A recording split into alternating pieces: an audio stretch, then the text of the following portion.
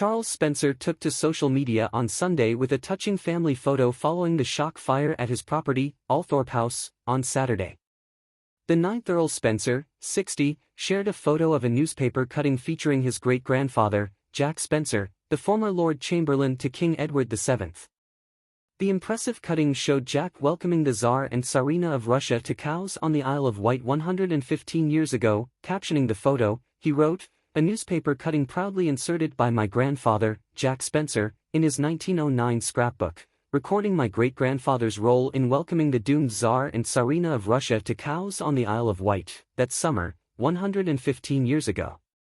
My great-grandfather, who was Lord Chamberlain to King Edward VII, sat next to the Tsarina on 2 consecutive days, and he wrote of these encounters in his unpublished diaries."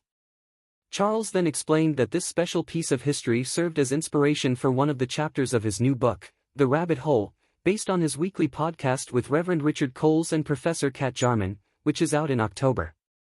The update came just hours after the Earl revealed there had been a fire started by youths in balaclavas in an empty industrial unit on the Althorpe estate on Saturday. He wrote, "Grateful to at Norton's Fire for tackling a blaze in an empty at Althorpe House industrial unit this afternoon. Eyewitnesses heard bangs and saw youths in balaclavas running and biking away, then saw the smoke and flames. Thankfully no one was hurt and the trees seem safe."